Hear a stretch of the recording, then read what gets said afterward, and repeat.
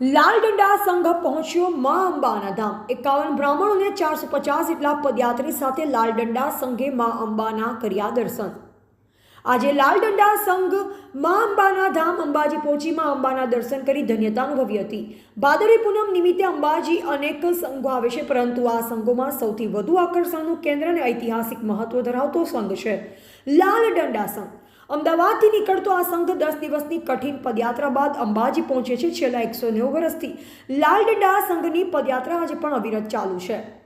ભાદરવી પૂનમ નિમિત્તે અંબાજી આવતા સંઘોમાં લાલ દંડા સંઘ સૌથી જૂના સંઘોમાં એક છે। ભાદરવા સુદ બીજના દિવસે અમદાવાદથી રવાના થઈ 10 દિવસની કઠિન પદયાત્રા બાદ બારસના દિવસે લાલ દંડા સંઘમાં અંબાના સાનિધ્યમાં અંબાજી પહોંચે છે। આ દરમિયાન ઠેર ઠેર તેમનું સ્વાગત કરવામાં આવે છે તથા તેમને આવકારવામાં પણ આવે છે। લાલ દંડા સંઘનું દાતાના રાજવી પરિવાર દ્વારા પણ ભવ્ય સ્વાગત કરવામાં આવે છે। 500થી વધુ પદયાત્રીઓ સાથે નીકળતો લાલ દંડા સંઘ ભાદરવી પૂનમના મેળામાં આવતા સંઘોમાં સૌથી મહત્વનો સંઘ છે। સંઘના આગેવાન કૌશિકભાઈ જોશીએ જણાવ્યું હતું કે લાલ દંડા સંઘે આજે મા અંબાના દર્શન કરી ધન્યતા અનુભવી છે। ધર્મને ઊંચો લાવો અને માની ભક્તિ કરી અમારા આ સંઘનો ઉદ્દેશ છે। 51 બ્રાહ્મણો તેમજ 450 જેટલા લોકોએ અમદાવાદથી શરૂ કરેલ પદયાત્રા આજે મા અંબાના દર્શન કરી પૂર્ણ થઈ છે। અમારા સંઘમાં 50થી 85 વર્ષના ભક્તો પણ પદયાત્રા કરી રહ્યા છે, જેમને માએ શક્તિ આપી છે। અમારા સંઘમાં મોટાભાગના પદયાત્રીઓ 50 વર્ષ કરતાં વધુ ઉંમરના હોવા છતાં આજે ભક્તો પગપાળા ચાલી મા અંબાના દર્શન કરી ધન્યતા અનુભવે છે। લાલ દંડા સંઘ સાથે આવેલા પદયાત્રી ભાવિન શાહે જણાવ્યું, મુંબઈનો નિવાસી છું, પરંતુ છેલ્લા 25 વર્ષથી અમદાવાદથી લાલ દંડા સંઘ સાથે મા અંબાના દર્શન માટે પગપાળા ભાદરવી પૂનમે આવું છું। અમારો સંઘ 190 વર્ષથી વધુ સમયથી પદયાત્રા કરી રહ્યો છે, જેનું અમને ગર્વ છે। ઠેર ઠેર અમારા સંઘનું સન્માન થાય છે, જે અમારા માટે ગૌરવની વાત છે। લાલ દંડા સંઘની પાછળ ઇતિહાસ પણ જોડાયેલ છે। કહેવાય છે કે વર્ષો અગાઉ અમદાવાદમાં જ્યારે પ્લેગ રોગ ફાટી નીકળ્યો હોય ત્યારે તાત્કાલિક નગર શેઠ દ્વારા મા અંબાની બાધા રાખવામાં આવી હતી। જો શહેરમાંથી પ્લેગ રોગ નાબૂદ થઈ જશે તો તેઓ મા અંબાના દર્શને આવશે।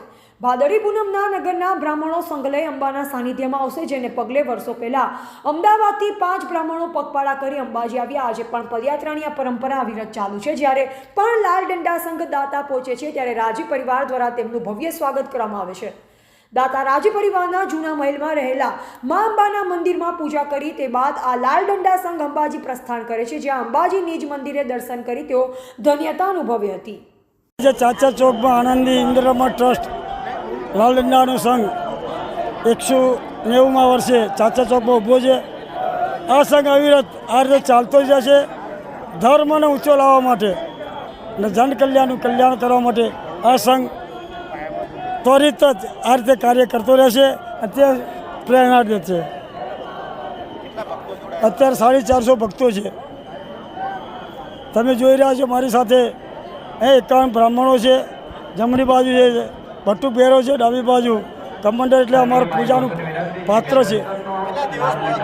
અમારે ચંદ્ર દર્શન હોય ત્યારે ભાદરવા સુદ પડવો હોય કે બીજ હોય એ દિવસે અમારું પ્રસ્થાન થાય।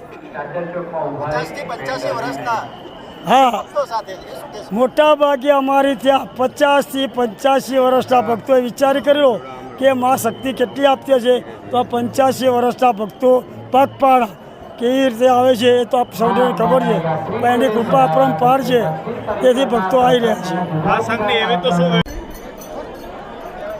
મારું નામ ભાવિન શાહ છે અને હું મુંબઈથી આ સંઘમાં અમદાવાદમાં જોડાઉં છું। છેલ્લા 25 વર્ષથી આ સંઘમાં જોડાયેલો છું।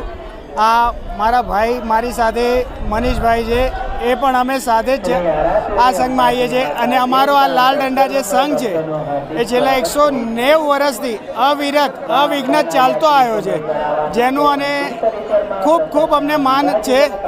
અમે આશા કરીએ છીએ કે આ સંઘમાં બસ અમે આવી રીતના અવિરત અવિઘ્ન જોડાવતા રહીએ। જય અંબે।